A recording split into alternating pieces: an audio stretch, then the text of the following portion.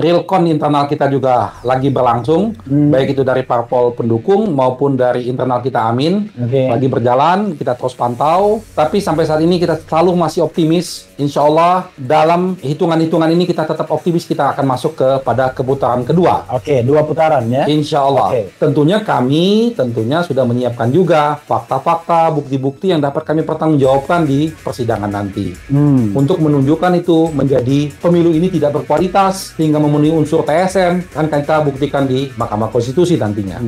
Iya, yang tentunya yang kita temukan fakta bahwa modus penggelembungan itu selalu menguntungkan 02. Jadi kalau dari data-data yang kita miliki, kita jumlah dalam setiap kenaikan angka, itu tiga-tiganya memang ada tambahan angka. Iya. Baik 01, 02, 03. Iya. Tetapi yang signifikan itu adanya di 02. Itu bisa sampai 60-70% dia naiknya. Sedangkan kalau di 01 paling nggak sampai 10%, begitupun di 03.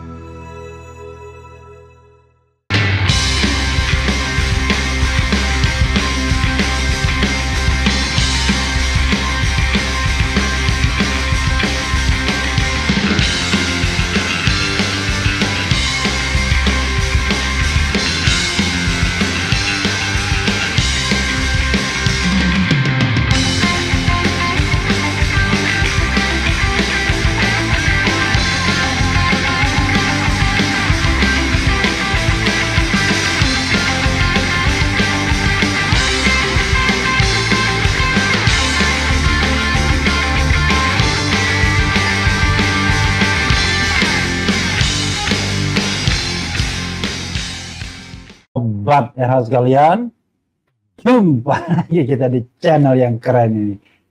Keren jadi. Ya, sahabat RH sekalian, saya sekarang bersama Ari Yusuf Amir ya. Walaupun saya katanya penasehat PHN, tapi nggak pernah muncul. Jadi ini muncul sekaligus untuk mengkonfirmasi rencana tim hukum ke depan terkait dengan hasil Pilpres yang sebenarnya belum diumumkan. Belum ada pemenangnya, yang ada adalah hasil quick count yang menyesatkan. Kan?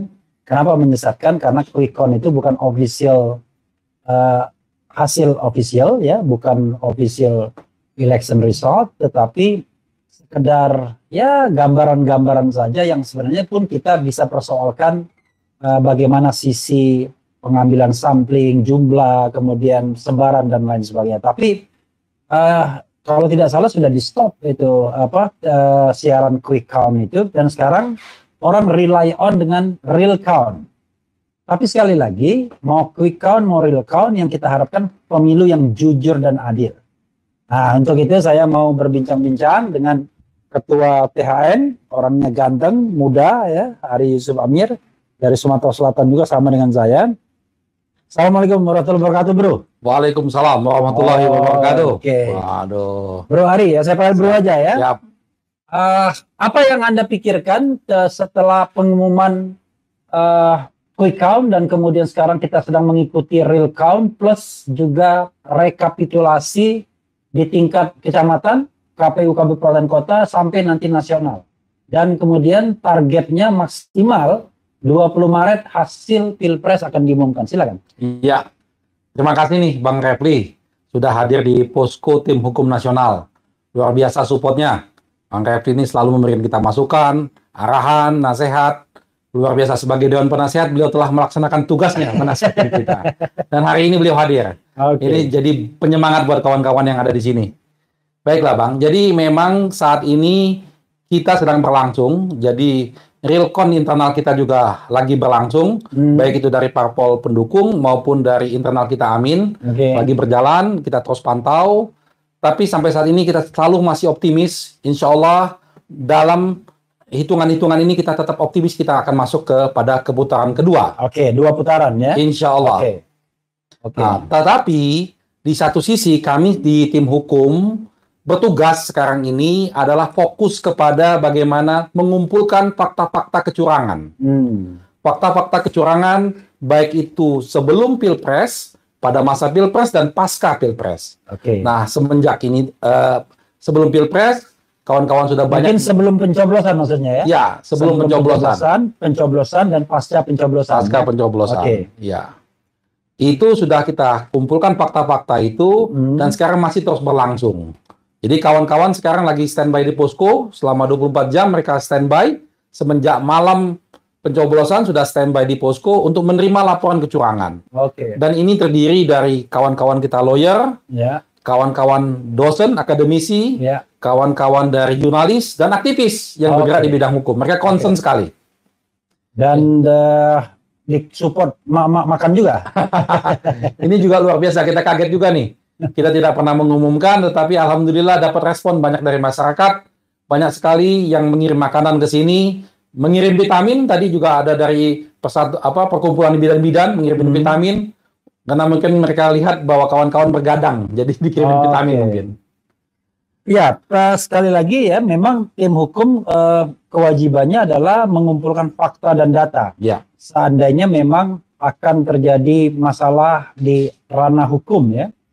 Nah, sekarang masalahnya adalah terlepas bahwa Bro Ari yakin masih bisa 2 putaran ya. Sampai saat ini kita masih yakin. Oke ya. Oleh karena itu semangatnya kawan-kawan belum ada yang luntur. Oke. Luar biasa masih semangatnya. Jadi 2 putaran itu artinya kemenangan Prabowo tidak mencapai 50% ya. Insya Allah. Oke.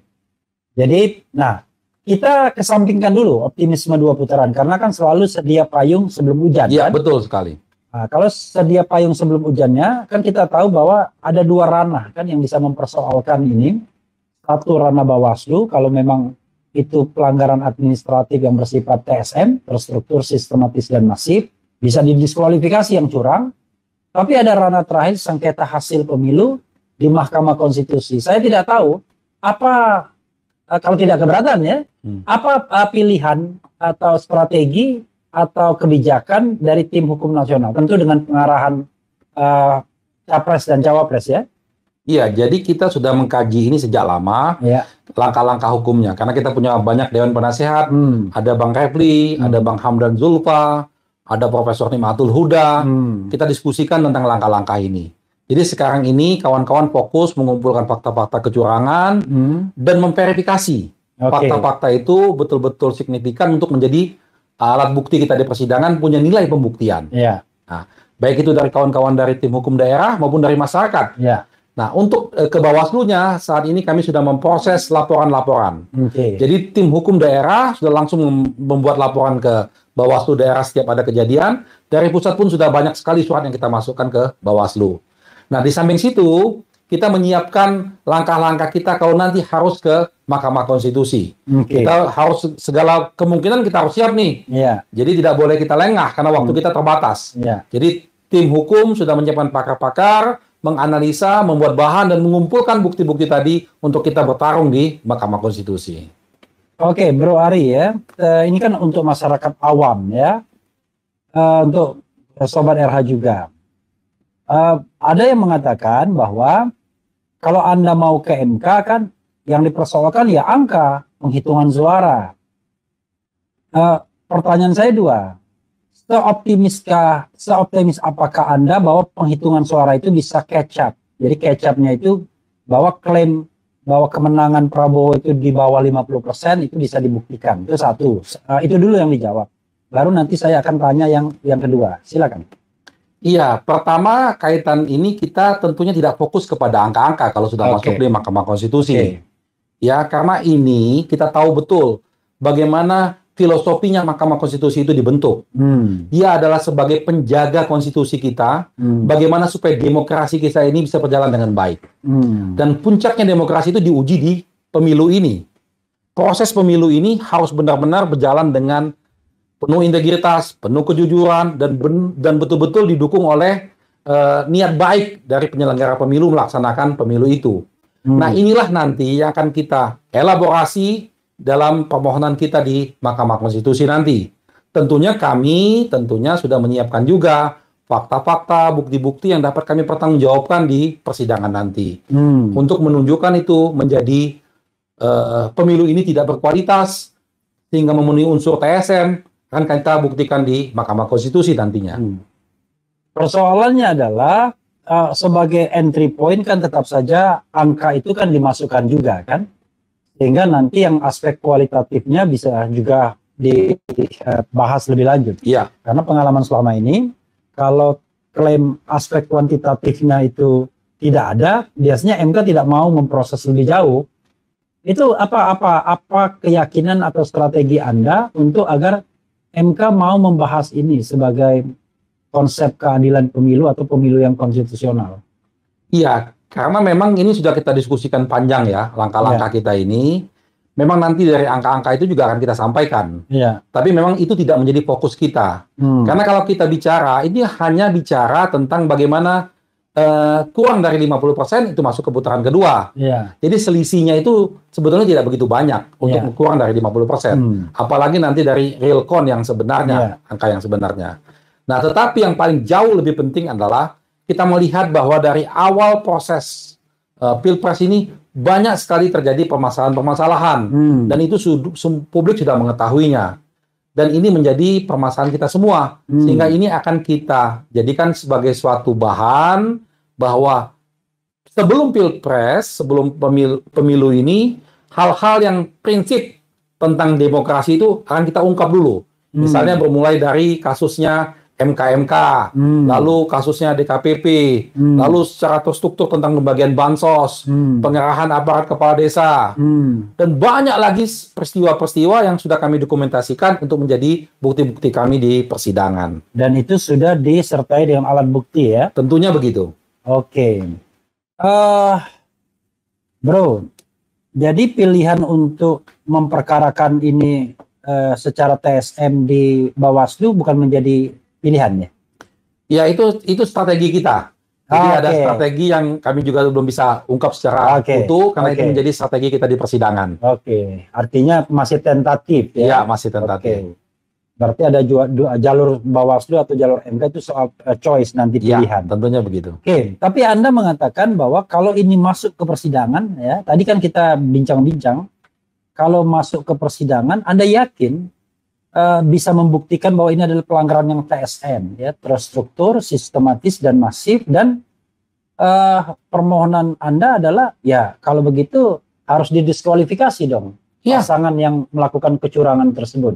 Betul. Apa elaborasi lebih lanjutnya? Iya, jadi yang tadi saya katakan di awal, sebelum kami membuat format permohonan ini, kami sudah mendiskusikan dengan banyak pakar yang ahli hukum tata negara. Sehingga disitulah bisa terumus bahwa ini akan memungkinkan sekali untuk terjadinya diskualifikasi. Tinggal kita bagaimana merumuskannya, lalu membuktikannya di persidangan. Nah, dari fakta-fakta yang ada dan publik juga mengetahui semua peristiwa-peristiwa ini, keyakinan itu menjadi sangat besar. Gitu. Jadi Anda mengatakan bahwa kecurangan itu pra pencoblosan, pada saat pencoblosan dan pasca pencoblosan.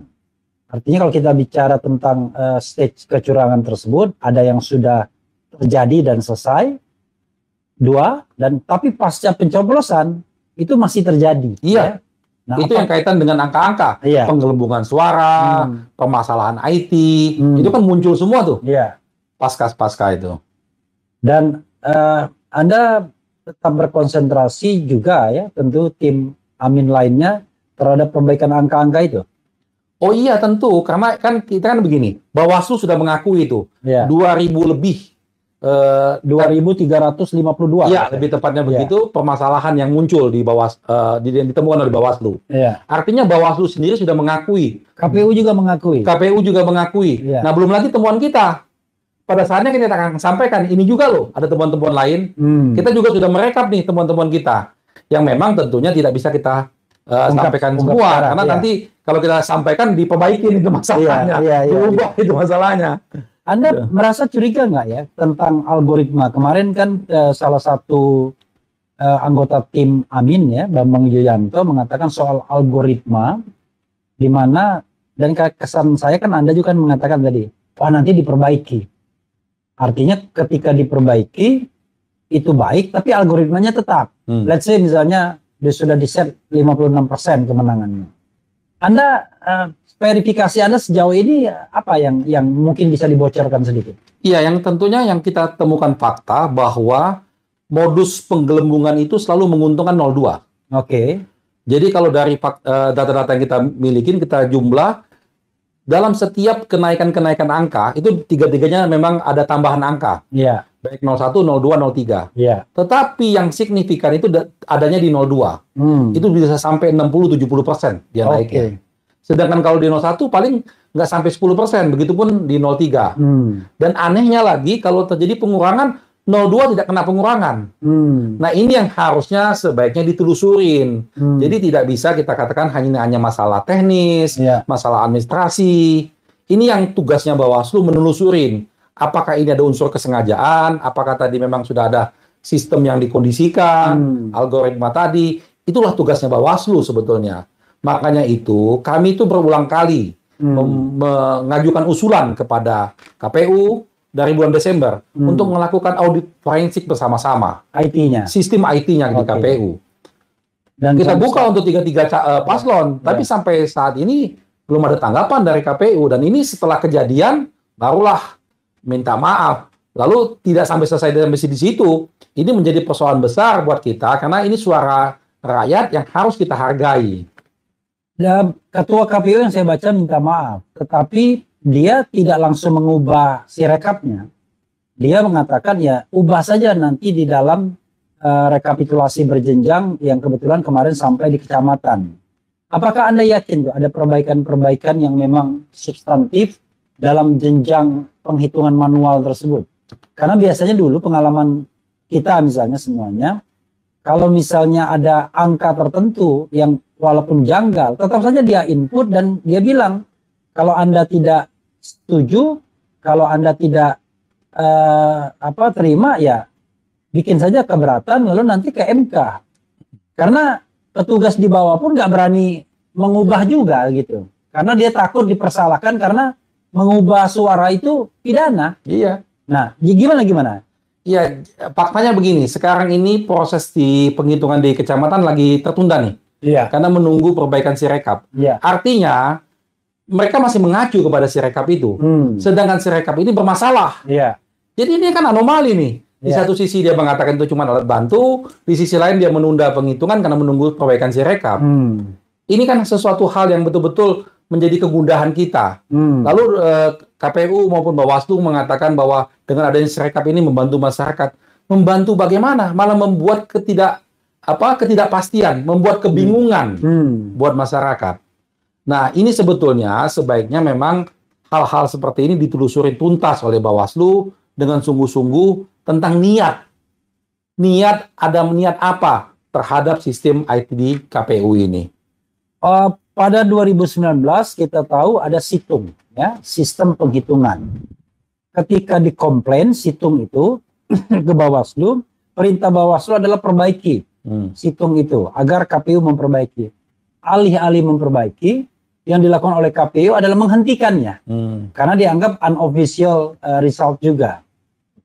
Apa langkah yang ingin dilakukan oleh tim Amin ini seandainya KPU tidak mau membuka forensik itu terhadap sistem IT-nya dan business as usual tetap menyelenggarakan penghitungan berdasarkan Sirekap, walaupun kemudian kesalahan-kesalahan itu tidak diperbaiki misalnya, atau kesalahan-kesalahan itu susah kita ketahui apakah memang hanya dalam tanda kutip hanya 2.352 itu, ataukah memang dia kemudian akhirnya ya sudahlah, ini kan juga unofficial, jadi let it go, dan nanti kita tunggu yang official saja. Apa langkah atau sikap dari tim?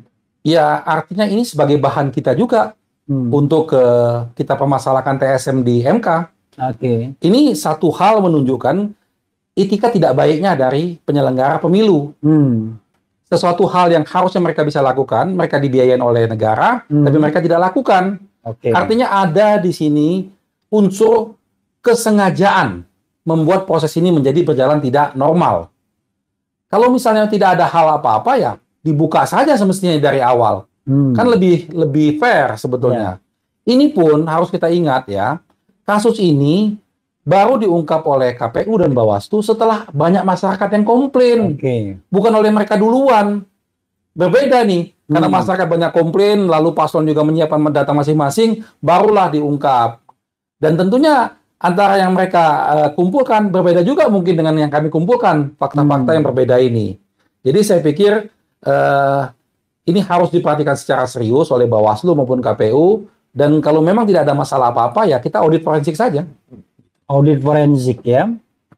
Mungkin orang nggak terlalu paham audit forensik itu apa ya kalau menurut orang awam.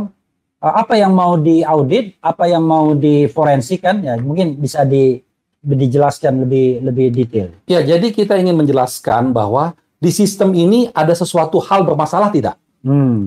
Yang akan masalahnya itu yang memang sengaja diciptakan, yang menguntungkan salah satu paslon. Kira-kira secara sederhananya seperti itu. Okay. Nah, dengan audit itu akan kelihatan apakah ini ada yang di-lock dengan angka tertentu, apakah ini dengan ada sistem sehingga apapun yang dimasukkan angka yang menjadi naik, itu akan kelihatan di sana. Nah, inilah yang harusnya betul-betul terbuka saja buat publik. Publik bisa menilai, begitu. Pertanyaannya adalah adanya Sirekap itu kan untuk transparansi. Iya, betul. Tetapi penyelenggaranya tidak transparan. Itu masalahnya. Nah, lalu apa yang mau dikatakan ke KPU soal ini? Anda kok bilang transparansi, tapi Anda tidak mau transparan, gimana? Berarti Anda nggak konsisten dong. Anda nggak konsisten sejak dari awal. Makanya kita harus ingat nih, bahwa berapa kali nih pimpinan KPU tuh kena masalah kode etik, kena peringatan keras. Ini menunjukkan bahwa dari awal memang Anda tidak beretikat baik untuk menyelenggarakan pemilu yang jujur. Itu masalahnya. Oke, pertanyaan lagi ya. Ini boleh dijawab, boleh nggak? Ya, karena ini agak bisa membahayakan posisi juga ya. Anda percaya bahwa KPU independen, Anda percaya bahwa Bawaslu independen, Anda percaya bahwa DKPP independen dalam menyelenggarakan atau melaksanakan tugasnya? Anda boleh jawab, boleh nggak, boleh ngasih clue. Ya, saya akan jawab begini. Ya. Kita lihat track record-nya, perjalanannya. Bagaimana dari awal KPU kena permasalahan etik.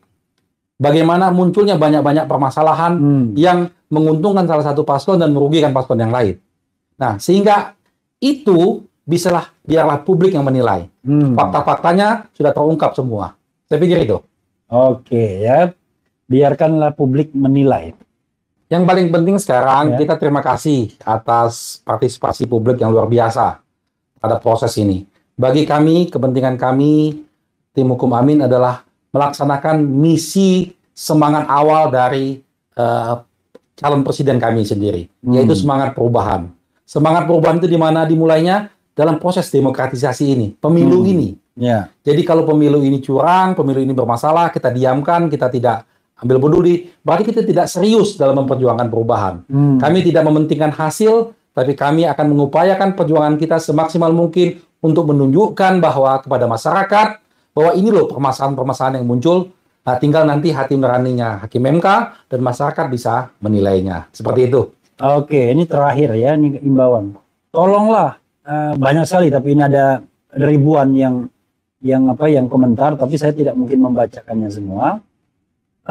Tolonglah wahai orang-orang hebat, titik-titik, kami hanya bisa menangis dalam doa. Ini saya juga terenyuh. Mungkin kata-kata bijak Anda untuk membesarkan hati mereka yang kelihatannya mulai hopeless dan mulai ada dua, mulai nangis atau mulai tidak peduli dengan proses yang sedang kita jalani atau Anda jalani. Iya, pertama kami sampaikan bahwa kita sesungguhnya tidak kalah. Secara moral kita telah menang. Ya. Kita telah menunjukkan bahwa kita berdemokrasi dengan baik. Ya. Kita menunjukkan cara-cara kita berkampanye dengan baik. Dan dalam proses pemilihan pun kita tunjukkan, kita melakukannya dengan baik. Ya. Artinya kita telah memberikan pelajaran yang banyak kepada publik dan kita mendapatkan pelajaran yang banyak juga. Bahwa kita sebetulnya mampu untuk berubah dan mampu untuk lebih baik. Soal kemenangan, soal angka-angka itu ya, itu urusan Tuhan, urusan Allah. Allah yang berkehendak. Sehingga tidak perlu kita pesimis, Tidak perlu kita menangis, tidak perlu kita sedih, karena sebetulnya kita sudah menang secara moral. Walaupun sekarang secara elektoral kita lagi dihitung, secara moral kita sudah menang. Oke, ya, secara moral kita menang. Oke, bro, final statement atau closing statement, silakan. Ya, jadi terima kasih kepada semua relawan pejuang perubahan yang lagi berjuang di lapangan, kawan-kawan Satgas Saksi, kalian harus tetap semangat. Kawal betul suara kita ini dari tingkat TPS sampai ke kecamatan, kabupaten, dan sampai provinsi. Jangan pernah dilepas. Dan buat kawan-kawan tim hukum nasional yang ada di daerah, di hampir di 34 provinsi dan 500 kabupaten kota, kalian bantu dampingin. Temukan fakta-fakta kecurangan itu, dan verifikasi sebagai untuk menjadi bukti kita di persidangan. Kita tetap semangat, kita yakin kemenangan akan mendatangi kita. Insya Allah. Insya Allah. Amin ya rabbal alamin. Ya, saudara sekalian, itu tadi dengan Arizu Amir, Ketua Tim Hukum Nasional. Kita doakan ya, berjuang di jalan yang benar, yang lurus, dan mudah-mudahan membawa kebaikan bagi bangsa negara ini. Wassalamualaikum warahmatullahi wabarakatuh. Yeah.